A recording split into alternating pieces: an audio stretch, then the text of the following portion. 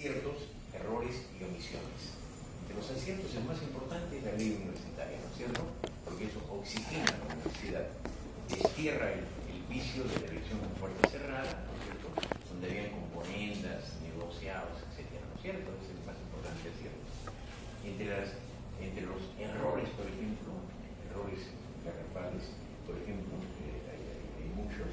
Uno de los errores es excluir a los trabajadores, ¿no es cierto?, del concepto de comunidad universitaria, ¿no es cierto?, completamente excluidos, marginados, como si estuviéramos en las épocas feudales, ¿no es cierto?, donde el trabajador es simplemente un enser, ¿no es cierto?, los trabajadores no son enseres, forman parte de la comunidad.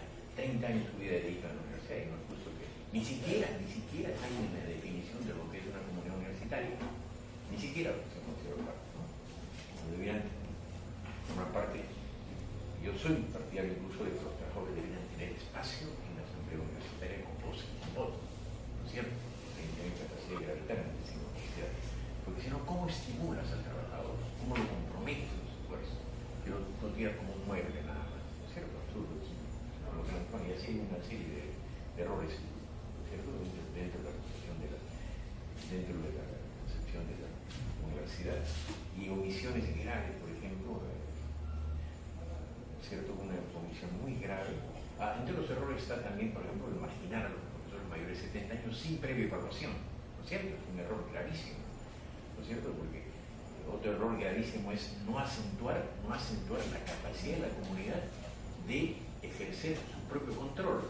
Por ejemplo, en lugar de poner una barrera de 70 años y se va el profesor que cumplió los 70 años, debiera acentuarse la capacidad, ¿cierto?, ejecutiva de las evaluaciones.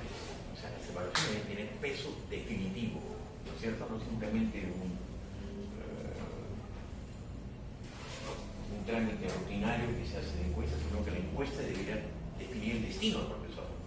¿Comprende, no? O sea, así como se aplica la trica al alumno, debe aplicarse la trica al docente. 2 veces un profesor desaprobaba las encuestas, le dice: señor, este semestre usted se capacita, queda suspendido, ¿no es cierto?, 1 año, se capacita usted, dentro de 1 año regresa.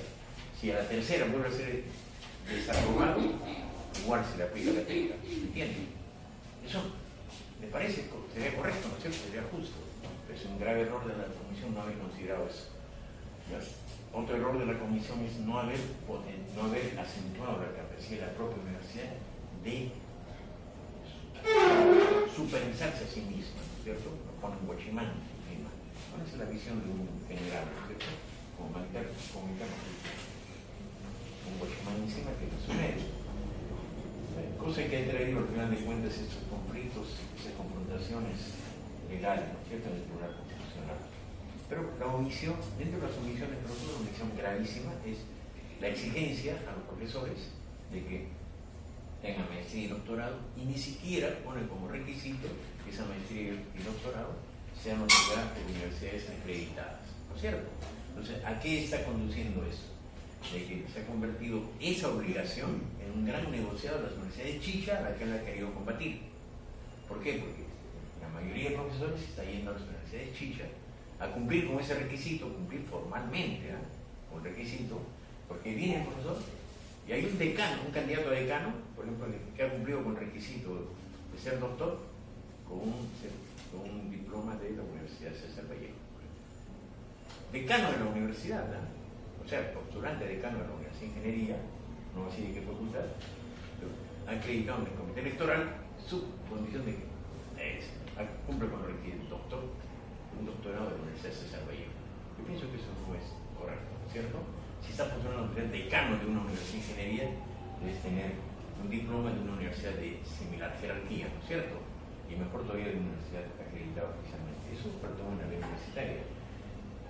Entonces, eso es con respecto al tema de la ley universitaria. Es sencillo responder muy bien. Después, conflicto armado en 1980-2000, caracterización. Fuerzas Armadas, lo han visto ustedes en el documental, ¿no es cierto? Si bien es cierto, cumplió una tarea importantísima, una tarea urgente en el país, que era pacificar el país, pero se hizo violando sistemáticamente, dice la Comisión de la Verdad, no violando episódicamente, o sea, no han sido acontecimientos aislados, sino violando sistemáticamente los derechos humanos. Eso es un informe oficial de la Comisión de la Verdad. Y la Comisión de la Verdad ha estado presidida no por un político, sino por el rector de la Universidad Católica, Salomón Lerner, que es una personalidad del ámbito académico, que fue el que ha dirigido estas investigaciones como profesionales, con un equipo multidisciplinario, y que después de investigar y recoger testimonios como el que hemos visto en el documental, se llegó a la conclusión de que lamentablemente las Fuerzas Armadas han cumplido su rol, pero cumpliendo, llevando la imagen de las Fuerzas Armadas a una situación se ha visto muy estropeada, muy comprometida su imagen por la cantidad de delitos que han cometido, ¿no es cierto? Masiva los testimonios de violaciones de derechos humanos espantosos, ¿no? Porque no puede ser que en los cuarteles existan cementerios clandestinos, no puede ser eso, no puede ser, como hemos visto en el documental, que existan, ¿no es cierto?, fosas llenas de cadáveres, incluso fosas de niños, como hemos visto, ¿no es cierto?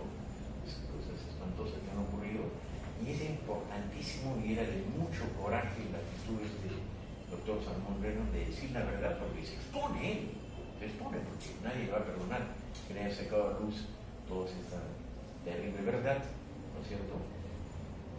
Sobre todo en un país donde estamos acostumbrados a no decir las cosas de frente, ¿no es cierto?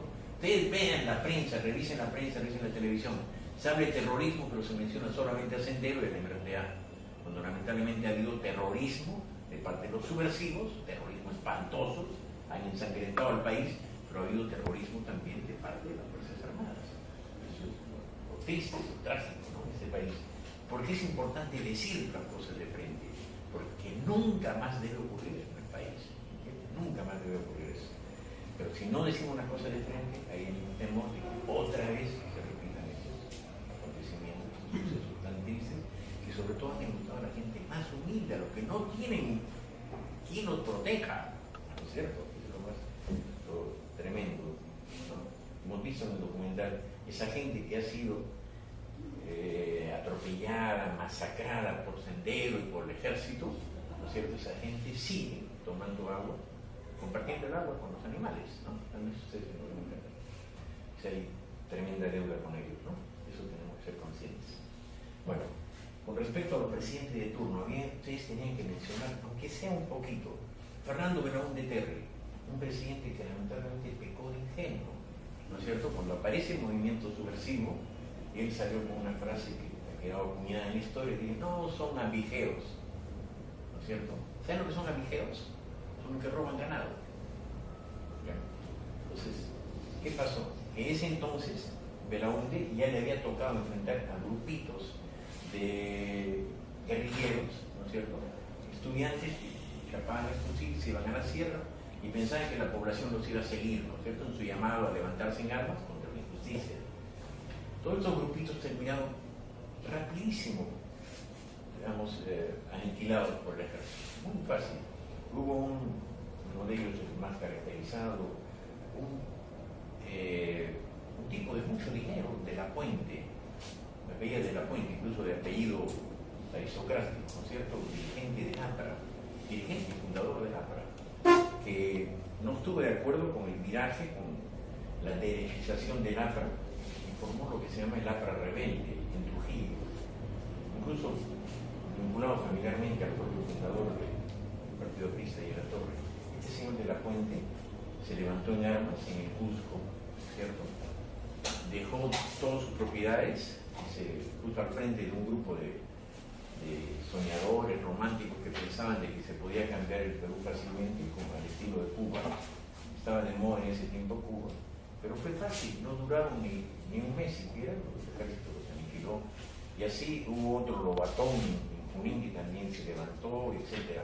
Hubo otro Hugo Blanco en Chauquimayo, en la convención, pero estos ensayos no duraron nada, el ejército los rapidísimo liquidó. Entonces, cuando aparece Sendero Luminoso en la época de Belaúnde pecó de ingenuo, pensó que era una experiencia de este tipo y dijo, no, son abigeos. y no entendió de que Sendero, a diferencia de estos grupos, se había preparado con mucha anticipación. Han trabajado años de años en esas comunidades, ¿no es cierto?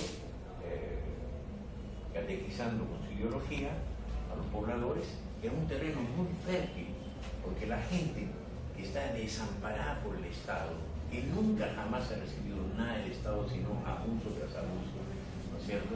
Que ha vivido marginada completamente. Entonces esa gente sintonizaba muy fácilmente el discurso de Sendero y esa gente fue creando las bases de operaciones de Sendero. Por eso cuando Sendero aparece resultó muy difícil para las Fuerzas Armadas combatirlo. Y al final de cuentas no podían las Fuerzas Armadas, ¿sí? ¿Y qué diferencia de años hay entre estos grupos que se levantaron por sí solos, digamos, y Sendero Luminoso? Lo que decía, esos grupos fueron grupos improvisados prácticamente, que no crearon una base de operaciones, ¿me entienden? En cambio, Sendero Luminoso lo que hace es, mire, es conocido, hay incluso un dirigente estudiantil de Cayetano Heredia, se fue a la sierra, se fue con sus compañeros, se fueron a la sierra, se casaron con las pobladoras del lugar, o sea, se incorporaron a esa realidad y desde adentro empezaron a trabajar, ¿entienden? O sea, hicieron un trabajo de 10 años de preparación y después de 10 años de preparación de su estrategia armada, se lanzaron a la lucha armada en el año 1980, ¿entienden? En cambio, los otros grupos se improvisaron, creyeron de que la gente a su solo llamado iba a seguir con ellos, los iban a apoyar, y no, la gente permanecía indiferente, ¿no es cierto? La gente no entendía ni siquiera el discurso de ellos, ¿comprenden? En cambio, los otros fueron hablando en su propio lenguaje, en quechua, en aymara, etc. Crearon bases en todo el país, y por eso cuando aparece Sendero resultó dificilísimo combatir a Sendero, porque tenía ya raíces, ¿no es cierto? Ya, digamos, en medio de estos poblados, los más aislados, los más alejados, los más marginados. ¿Entienden? ¿Comprenden la figura? ¿Entienden o no la diferencia entre esas dos estrategias? O sea, el Sendero se dio cuenta que las experiencias anteriores no habían resultado. ¿Por qué? Porque esos grupos, digamos, operaron simplemente sin ninguna preparación de la población. ¿Entienden? Está claro, ¿no? ¿Se comprende, jóvenes, la diferencia de la estrategia? O sea, el Sendero fue mucho más tenebroso en el sentido que se preparó con muchísima anticipación, no actuó, en completa clandestinidad hicieron su trabajo, ¿no es cierto? Y después de 10 años recién asoman con sus acciones armadas, ya en un terreno abonado por ellos, por su práctica, por su prédica, ¿me entienden? Ya tenían bases operativas en todos esos sitios. ¿Me entienden? Ahora, para Sendero ha sido muy fácil prepararse 10 años, ¿no es cierto? Primero porque tenía una ideología que la gente que se adscribía a esos postulados era gente que tenía vocación de sacrificio, eran estudiantes que dejaban su carrera y se iban a vivir allá, a prepararse para la lucha armada, ¿entiendes? O sea, no era simples miembros de un partido político que tú puedes tener tu carnet y esperar alguna ventaja de tu carnet, porque si llegues a presidente vas a tener trabajo, ¿no?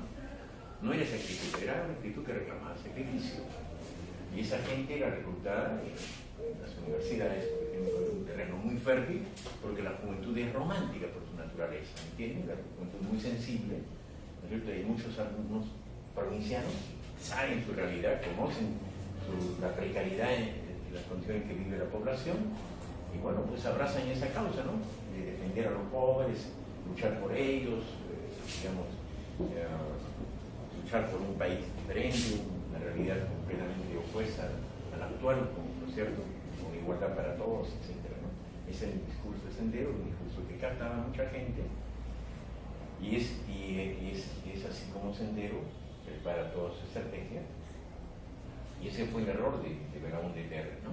No entendió de que Sendero Luminoso era una fuerza muy diferente a las anteriores, porque Abimael Guzmán era un tipo que había enseñado en las universidades, fue profesor en la Universidad de Arequipa, fue profesor en la Universidad de Huamanga, entonces estaba muy vinculado a la juventud y conocía, digamos, que la juventud, sobre todo de esas épocas, era una juventud muy romántica, y eso se aprovecharon mucho sendero, sacó provecho de esa voluntad de los jóvenes de sacrificio, ¿no?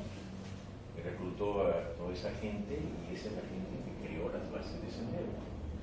Y por eso fue tan difícil y solamente al sendero se le logra derrotar cuando las rondas campesinas se ponen del lado del ejército, ¿no? Y esas rondas campesinas eran agricultores campesinos que tenían sus tierras y a los que Sendero les quería imponer reglas, ¿no es cierto? Sendero tenía su estrategia de ahogar las ciudades, ¿no es cierto? Bloquear económicamente las ciudades. ¿Cómo? Obligando a los campesinos a que cultiven solamente para sus necesidades y prohibiéndoles abastecer a las ciudades, ¿ya? Entonces, los campesinos, ese es el momento que la torpeza de Sendero hace que los campesinos reaccionen, ¿no es cierto? Porque Sendero lo único que les pone como consigna cultivar para sus necesidades y no abastecer las ciudades. O sea, bloquear el abastecimiento de las ciudades. ¿Pero eso qué significaba para el campesino? Un perjuicio económico, ¿no es cierto? Y muchos campesinos tenían sus hijos estudiando en las universidades, ¿no es cierto? Y necesitaban mandarle dinero. Entonces, ¿cómo le van a mandar dinero si me prohíben a mí comercializar mis productos, ¿no es cierto? Vender mis productos. Entonces, es ahí donde surge el conflicto, la confrontación, la contradicción entre los campesinos y Sendero. Y Sendero, entonces, les impone ¿no es cierto?, a la fuerza, a sangre y fuego les impone sus reglas, y los campesinos reaccionan, se organizan y enfrentan el Sendero, ¿ya? Entonces, gracias al apoyo de las rondas campesinas, el ejército pudo defender el Sendero. Sin eso no hubiera sido, hasta el día de hoy estaríamos nosotros con un tremendo drama, ¿no? Ha sido la actuación de las rondas campesinas, eso lo reconoce todo el mundo, la que decidió el destino de esa terrible confrontación. Ahora, ¿por qué los campesinos, bueno, resultaron la fuerza gravitante? Porque a partir del año 70, en Perú tiene lugar un fenómeno interesantísimo que fue la reforma agraria. Antes de eso, ustedes pueden buscar estadística en internet, etc., el Perú estaba poblado de grandes extensiones de terreno de propiedad feudal. O sea, existían grandes haciendas con un solo propietario o una sola familia de propietarios y enormes extensiones donde los campesinos eran simples peones. Entonces los campesinos no eran propietarios de tierra. Y ha sido el ejército, han sido las fuerzas armadas las que tuvieron el gran acierto de entender de que eso constituía un gravísimo peligro para el país. Porque imagínense si Sendero hubiera operado en ese momento, nadie hubiera podido detener a Sendero, ¿entiendes? Porque eran masas enormes de campesinos que no tenían tierra. Entonces, ¿qué hizo el ejército, la Fuerza Armada cuando toman el poder en ese sentido? Lo primero que hicieron fue decretar la reforma agraria e entregar la tierra a los campesinos, ¿ya? O sea, fue una actitud radical. O sea, anunciaron de un momento a otro que toda esa propiedad pasaba, la tierra para el que trabaja. Una fórmula que desconcertó a todo el país. O sea, la tierra para el que trabaja. Campesino que trabaja pasa a ser propietario. Y entregó la tierra a las comunidades, entregó la tierra a los campesinos, a las asociaciones. Aparte de comunidades teníamos las cooperativas. O sea, cooperativizó la tierra o la entregó a las comunidades campesinas. Y las comunidades campesinas a partir de ese momento cambiaron su realidad. No conocían los campesinos lo que era el dinero, nunca habían visto el dinero. Toda esa región no participaba del mercado, no había sino trueques, ¿entiendes? O sea, el campesino no recibía dinero, sino recibía parte de la cosecha como pago de su trabajo. Entonces, la economía del Perú era una economía feudal. O sea, salvo las urbes, salvo las ciudades, en todo el Perú era un país netamente agrario, ¿no es cierto? Donde la población estaba en condiciones completamente, digamos, el mercado marginado, no existía mercado, ¿ya? O sea, no había no circulaba el dinero. ¿Y eso qué significaba? Que la propia industria no se beneficiaba, no tenía llegada a esos lugares, ¿no? O sea, hablemos del Cusco, por ejemplo. La ciudad, el Cusco, Juliaca, Puno, etc. Sí, tenían un mercado, circulaba el dinero, etc. Pero en las zonas rurales no conocían ni siquiera el dinero, porque las relaciones de producción eran relaciones feudales, ¿no? O sea, el señor feudal o el gamonal, como le llamaban, pagaba a sus peones con parte de la cosecha, no pagaban dinero. Por supuesto no conocían ni seguro social ni nada de esas cosas, ¿no? Entonces, ¿qué pasa a raíz de la reforma agraria? Que la gente empieza a conocer el dinero, empieza a circular el dinero, la gente empieza a adquirir bienes. Y ustedes vean estadística cómo empieza a crecer el Producto Bruto Interno del Perú en esos años. Entren ustedes en internet, miren, el golpe militar tiene lugar en octubre del 68, en 3 de octubre del 68, y vean cómo a partir del año 70 hasta el 75 aquí sube espectacularmente el Producto Bruto Interno. ¿Por qué? Porque las fábricas empiezan a producir, ¿qué cosa? Desde máquinas de coser, empiezan a radios, grabadoras, etc. Cosas que nunca habían tenido los campesinos, ¿no? Entonces empieza a dinamizarse la economía. Claro, resultó afectado el sector de los propietarios. Hasta ahora hay un tremendo pleito, no sé si se han enterado. Los dueños de los grandes hacendados recibieron bonos de la reforma agraria. ¿Qué eran esos bonos?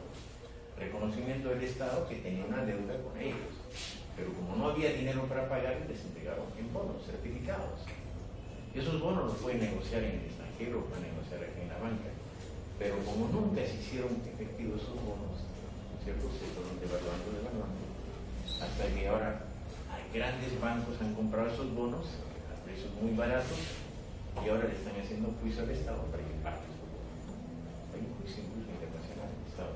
El Tribunal Constitucional se ha pronunciado en el sentido que el Estado tiene la obligación de pagar a los tenedores de bonos, porque no puede confiscar la tierra, ¿no? Lo otro sería confiscación. Pero lo que entendieron los militares entonces es que había que tomar medidas urgentes, no podía el Perú seguir así en las condiciones del país feudal, ¿no? Y eso es uno de los grandes motivos del atraso del país, ¿entienden? Muchos dicen que al revés, ¿no? O sea, identifican que el Perú está atrasado. ¿Por qué? Porque los militares dieron un golpe y entraron en una aventura.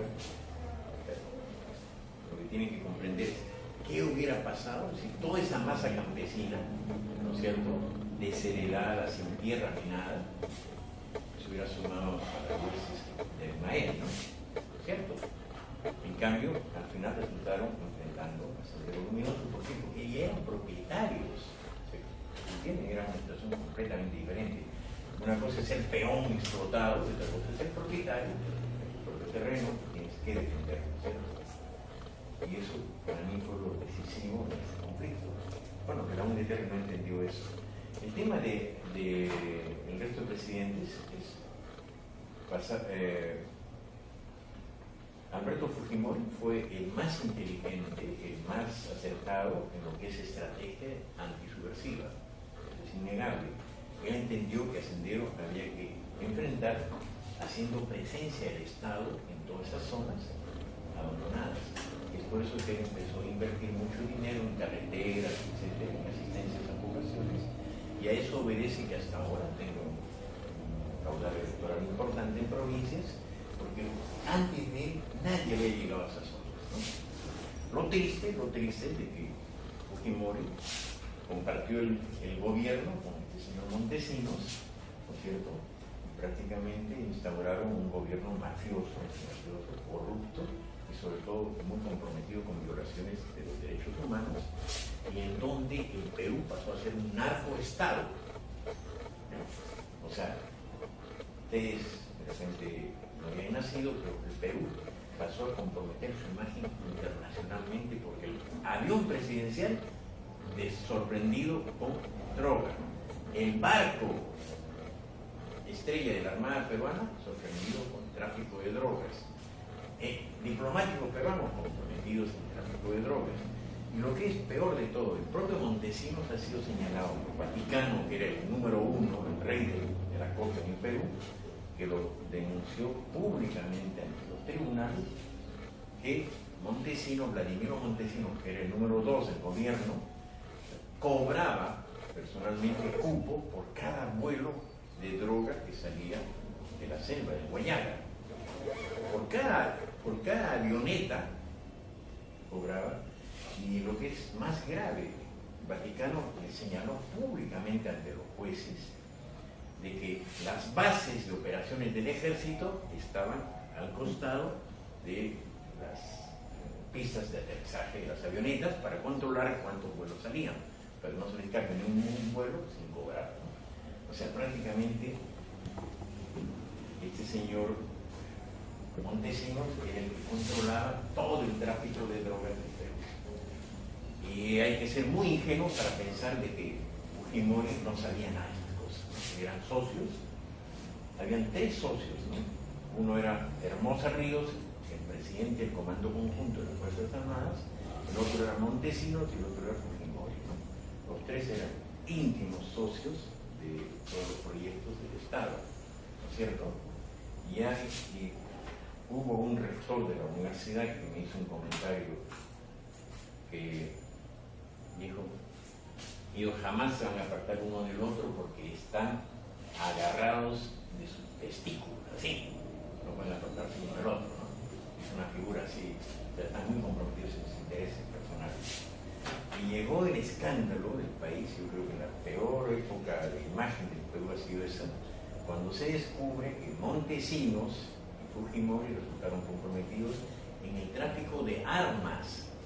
O sea, las fuerzas combatientes de la FARC de Colombia reciben un lote de 10.000 fusiles proporcionados por Montesinos. O sea, su afán de lucro llegó a tal extremo de proporcionar armas a la guerrilla colombiana. Y imagínense, eso no solamente compromete la seguridad de Colombia, compromete la seguridad del Perú, porque somos países fronterizos, ¿no es cierto? Y las FARC operaban en la frontera de Perú y Colombia. Entonces, eso es gravísimo. Todo eso está documentado y todo eso forma parte de nuestra terrible historia, ¿no es cierto? O sea, todos esos aciertos que tuvo Fujimori en la lucha antisubversiva, lamentablemente lo cortó con todo eso. ¿Por qué? Porque el tema de negociar, integrar armas a un grupo subversivo en un país vecino se compromete la seguridad del país, por supuesto, ¿no es cierto? Y eso lo ha refrendado hace muy poco el expresidente colombiano, cuando ha estado aquí en Lima en una conferencia internacional, y ha certificado, ha acreditado esas denuncias de este señor Montesinos comprometido.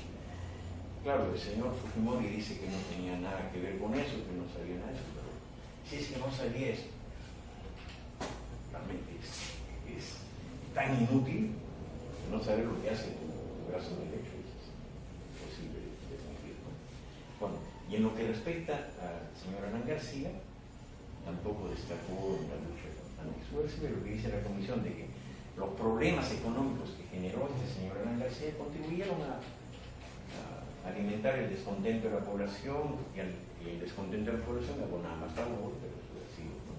Porque se llegó a una situación calamitosa económicamente hablando, no habían productos, había unas colas espantosas.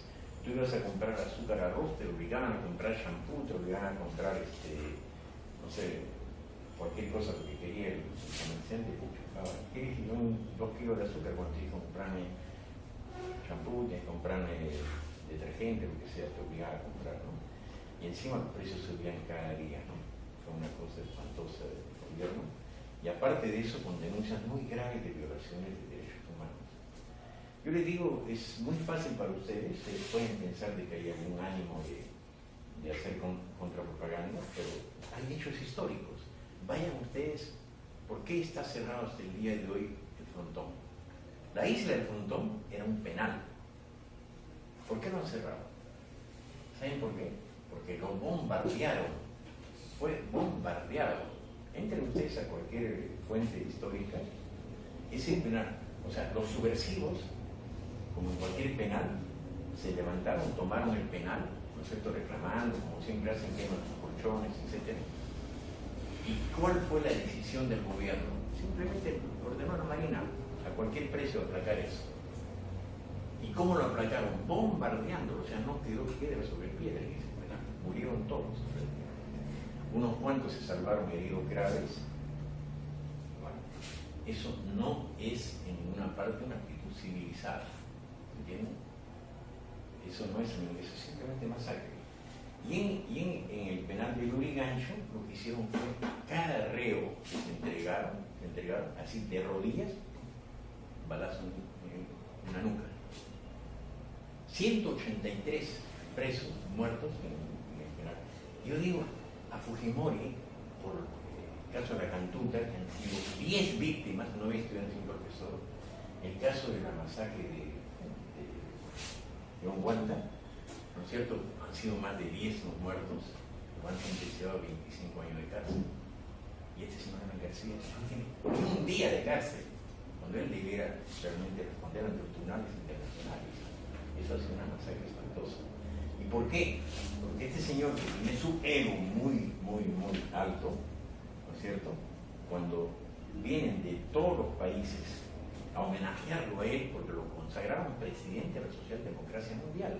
El APRA estaba afiliado a la Socialdemocracia, que tiene representaciones en todo el mundo, incluso tiene, en esa época vino Willy Brandt, que era primer ministro de Alemania, vino el primer ministro de Suecia, todos ellos a asistir al homenaje a Alan García.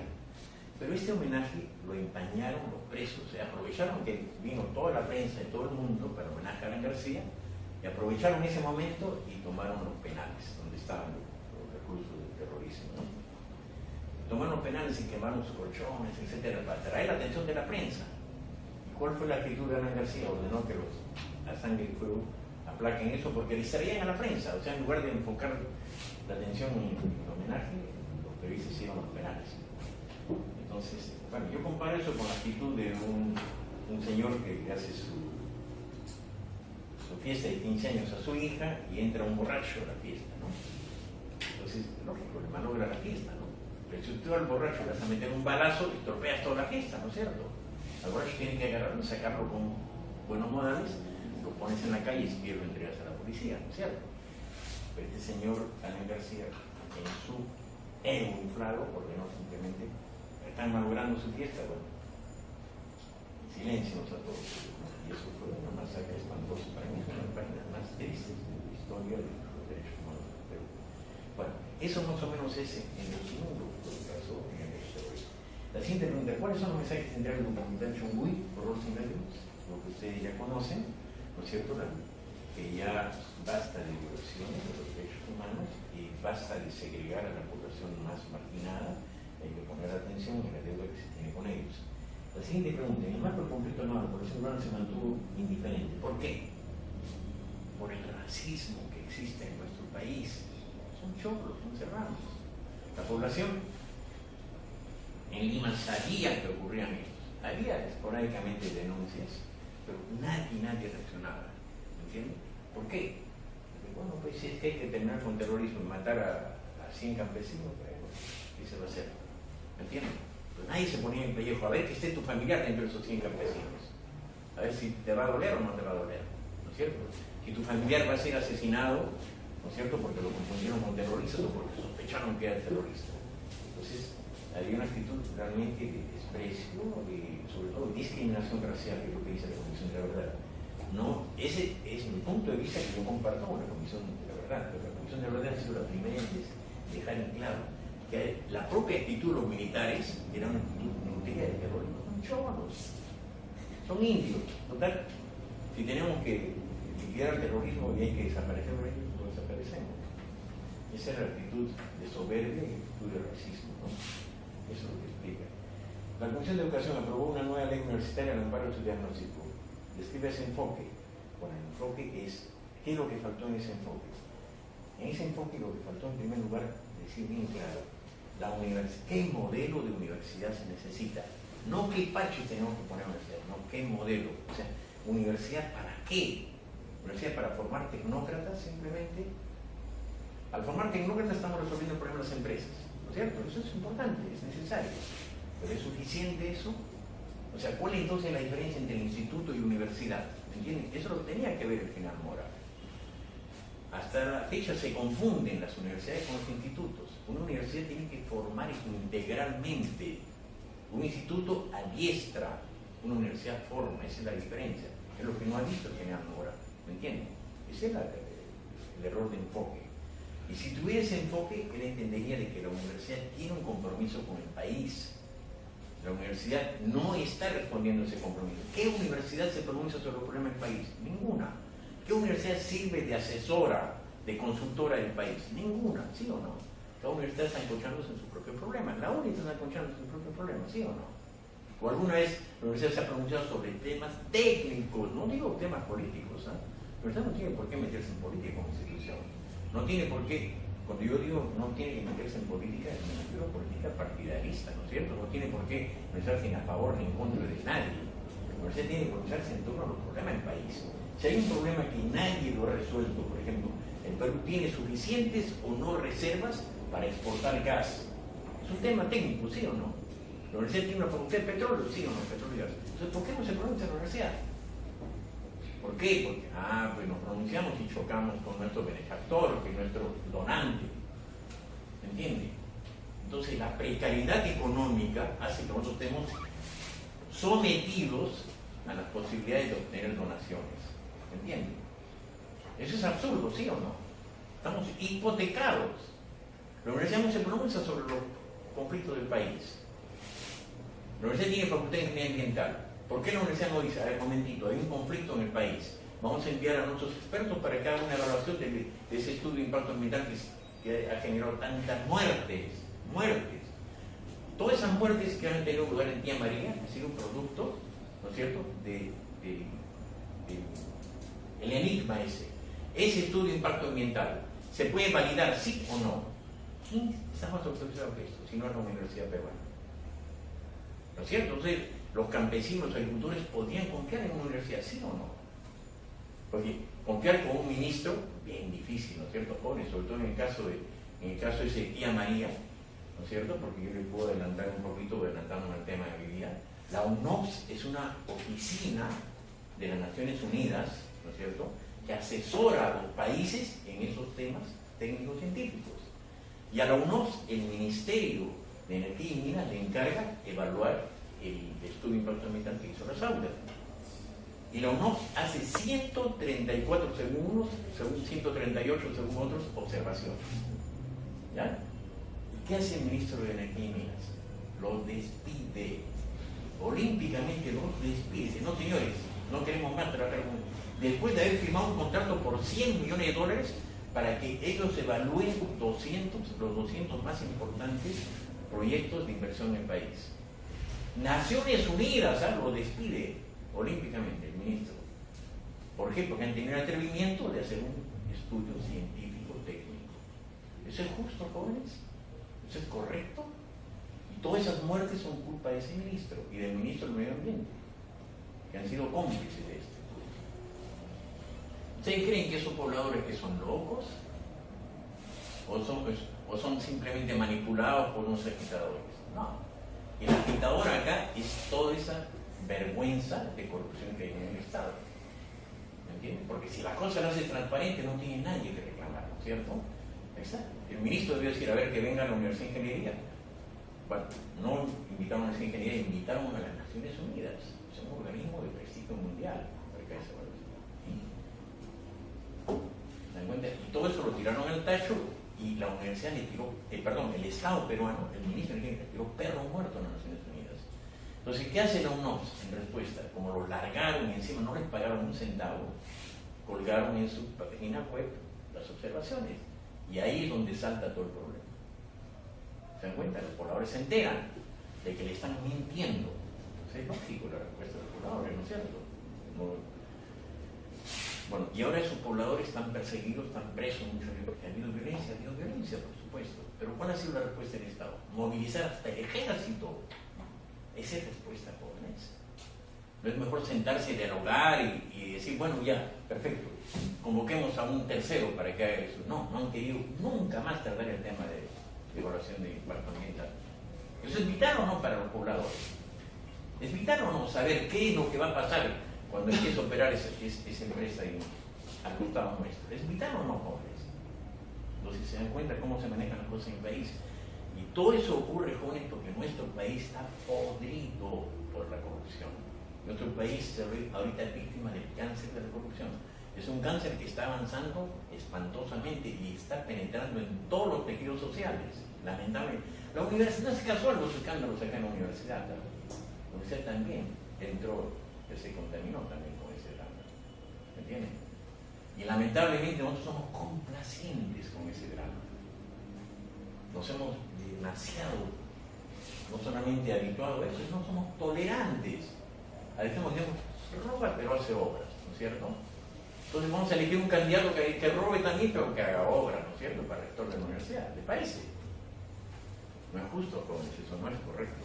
¿Por qué? Porque estamos siendo complacientes, porque entonces, si tú eres complaciente con eso, mañana también puedes ser actor de eso, ¿no es cierto? Porque tu moral ya está quebrada, ¿sí o no? Tus patrones ya están quebrados, ¿sí o no? Patrones éticos. En cambio, si tú eres intolerante, ya sabes, conmigo no cuentes para esas cochinadas. ¿Me entiendes? Así tiene que ser la actitud del ciudadano peruano. Conmigo no cuentes. ¿No es cierto? Si no, el Perú nunca va a salir de su drama mientras no se resuelve ese problema. No hay voluntad, jóvenes, de parte del Estado de enfrentar el problema de la corrupción. No hay voluntad porque son corruptos los que están ahí. El Perú, lamentablemente, está cautivo de mafias que se dicen partidos políticos. Lamentablemente, o sea, es casual, jóvenes, que todos nuestros expresidentes estén sometidos a procesos judiciales, incluido el actual. ¿Eso es casual? No es casual, jóvenes. Lamentablemente se ha instaurado esa práctica, no sé hasta cuándo. Bueno, tenemos responsabilidad nosotros, pero no somos los que elegimos a esos señores, ¿no es cierto? Y somos doblemente culpables si lo volvemos a reelegir, ¿no es cierto? Entonces, uno se puede tropezar una vez, pero tropezar dos veces con la misma piedra y con el mismo pie ya es, no tiene perdón, ¿no? O sea, pero ¿sí? O sea, los presidentes que están postulando, o sea, la mayoría son corruptos. ¿De qué nos queda? No sé, son jóvenes. Yo sí tengo pruebas, yo sí puedo decirlo, puedo decir en voz alta. El que no ha firmado, por favor. Yo sí puedo decir en voz alta que los que están comprometidos con delitos no tienen autoridad moral para pretender otra vez reclamar confianza del pueblo. No tienen autoridad moral. Pero, lamentablemente, como ha dicho el Papa Francisco, el dinero es el estiércol del diablo. Es una frase que yo me la he grabado por... Yo admiro muchísimo al Papa Francisco. Lo admiro mucho porque es una persona de coraje. Y coraje es lo que más falta en este mundo. Coraje, ¿por qué? Porque está enfrentando a los pedófilos, ha visto, ¿no es cierto? A todos los obispos pedófilos encubren, no solamente que han incurrido en pedofilia, sino que encubren a los pedófilos, está sacando de la iglesia. Está muy bien. Coraje porque está llamando las cosas por su nombre, ¿no es cierto? Pero no es solamente sacarlos de la iglesia, usted también debe haber un proceso civil penal. Y mire, usted lo ha dicho, primera vez en la historia de la iglesia que aún no solamente arzobispo, sino a un nuncio papal. ¿Sabe lo que es nuncio papal? Representante del Papa, representante personal del Papa. A este nuncio papal Wolowski, ¿sabe, no? Polaco, que violó a niños en la República Dominicana, lamentablemente el anterior Papa lo encubrió. ¿Por qué? Porque él se refugió en el Vaticano y nunca el Vaticano aceptó repatriarlo a la República Dominicana para que lo enjuicien, como usted dice. Este Papa lo ha entregado a la policía de Italia y a este arzobispo, y ese arzobispo ha muerto. Ha muerto en la cárcel, antes de que lo condenen, pero ha muerto. Pero en fin, es primera vez que enjuician con un arzobispo, a un nuncio papal.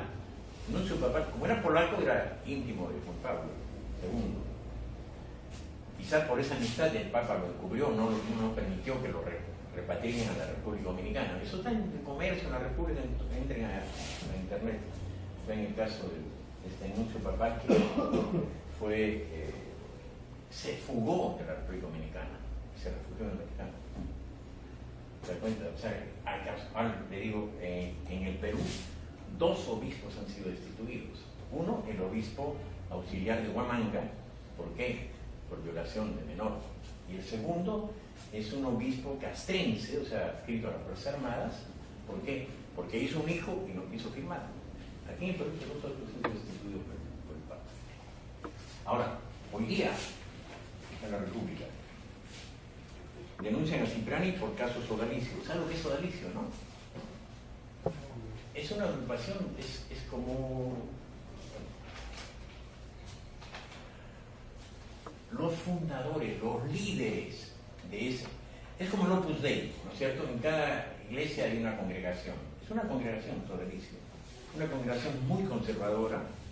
Junto con el Opus Dei son los que están en contra del uso del preservativo, en contra del uso de la píldora del día siguiente, etc.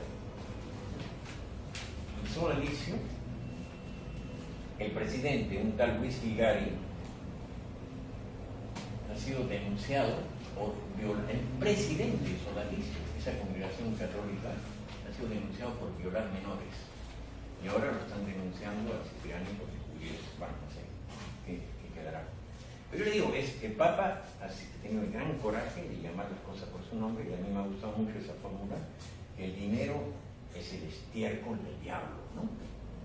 Por no utilizar otra frase más. Entonces, ese dinero, jóvenes, la ambición lleva a la corrupción. Y esa corrupción lleva a la destrucción del país. ¿Por qué? Porque esa corrupción es la que premia que cerremos los ojos ante los problemas del país. Problemas ambientales, problemas de todo, ¿no es cierto? ¿No es cierto? Es el estiércol del diablo el que les tapa los ojos, ¿no es cierto? A esta gente que prefiere su beneficio propio, no importa al precio de destruir el país, ¿no? Bueno, pero eso es algo para sus compañeros. Por último, entonces, para terminar, la Comisión de Educación aprobó una ley universitaria. Le dije por el enfoque universidad. Por eso no nos encarga el gobierno de la universidad y ustedes lo saben. Primero es la asamblea universitaria, que se va a una mayor jerarquía, su composición la conocen ustedes, el seguro efectivo, ¿no es cierto? Y es el órgano que define la estrategia de conducción de la universidad, y el Consejo Universitario es el órgano ejecutivo el que aplica eso. Su composición también la conocen ustedes, como son elegidos también la conocen. Por eso el órgano responsable de la conducción de la facultad es el Consejo de Facultad. ¿Cómo está compuesto el Consejo de Facultad? Ustedes saben. 2 profesores principales, 2 profesores asociados, un profesor auxiliar y el decano más 3 estudiantes. Era todo lo que tenían que responder. Y la última pregunta es la aprobación de parte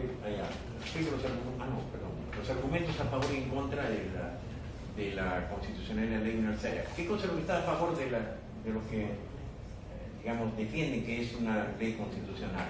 Que la propia Constitución, el artículo 16, encarga al Estado vigilar, supervisar la calidad de la educación. ¿En qué se amparan los que están en contra, los que dicen que la ley es inconstitucional? El artículo 18 señala que la universidad goza de autonomía académica y administrativa. Si goza de autonomía, ¿por qué es que le ponen 8 años encima? Después, la ley universitaria reconoce 3 tipos de universidad. Eso es facilísimo: universidad estatal, universidad privada asociativa y universidad privada empresarial. ¿No es cierto? Ejemplos: universidad estatal, la UNI, universidad privada asociativa, Cayetano Heredia, universidad privada empresarial, la UPC. ¿Cómo se origina la Comisión de la Verdad? Creación de Valentín Paniagua, ¿no es cierto? Todos casi me han puesto creación de Toledo, ¿no? Ha sido creación de Valentín Paniagua. ¿Quién lo preside? Muy pocos son los que se han acordado quién lo preside. Yo creo que tienen que recordar ese nombre. El rector de la Universidad Católica, un personaje del mundo académico que tiene el coraje de decir la verdad. Y en este Perú, lamentablemente estamos acostumbrados a hablar en voz baja o no hablar.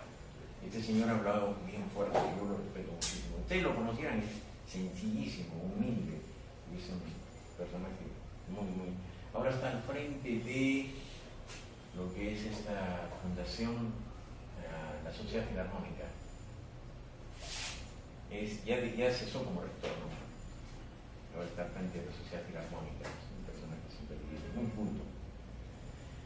¿Y en quién presidió su conducción? Es Salomón Lerner. Listo, y esas son todas las preguntas que así debieron responder, si respondieron bien.